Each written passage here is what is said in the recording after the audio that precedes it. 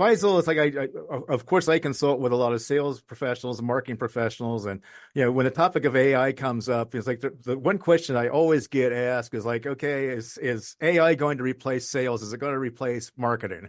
So, in your mind, what kinds of sales and marketing professionals are at the most risk of being replaced in whole or in part by AI? I think the things that are, mundane, if I can use that word, in the sense that it's a small sale and you're pushing things out there so that somebody buys let's say, diet pill, or somebody buys a new watch, or, that sort of a consumer-centric things. You can already see how automated it has gotten. So, for example, if you have an Amazon account, and you buy certain thing, it keeps pushing you newer things or related things, etc. So anybody who used to sell that kind of tool, goods without having any human connection, they will be certainly in danger.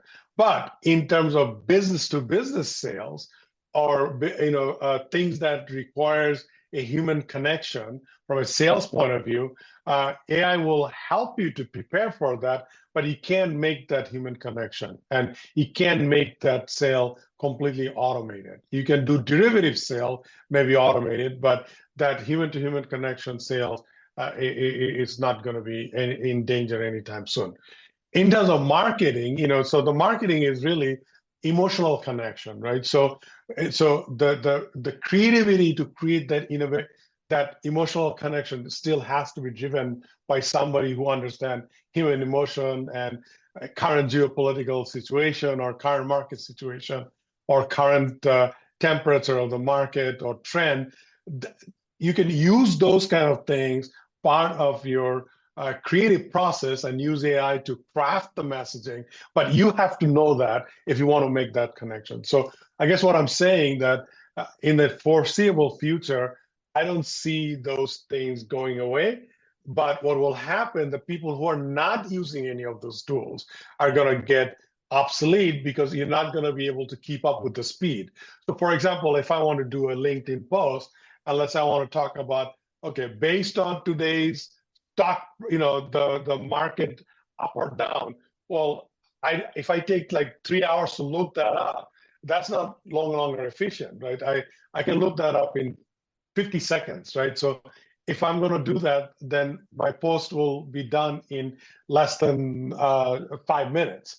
Somebody who takes a half a day to write one post, they're not going to be such a great marketing person, right? So it's going to become a competitive edge for people, not just AI versus people. It's people versus people, in the sense people enabled with these kind of technology versus people who doesn't have those technology. And the same thing what happened with cell phone. It's the same thing happened with the internet. It had same thing happen with marketing software and sales software, et cetera, et cetera. The difference here is that the growth and adoption is, very much more faster.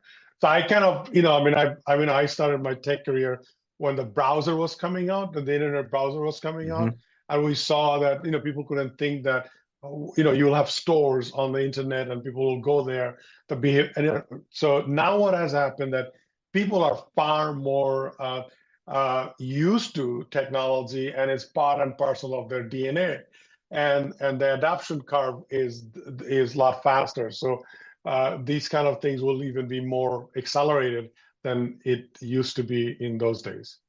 That's Faisal Hoque. He's the author of Transcend, Unlocking Humanity in the Age of AI. Hear more from him on the Manage Smarter Show at managesmarter.com, on iHeart, or wherever you get your podcast.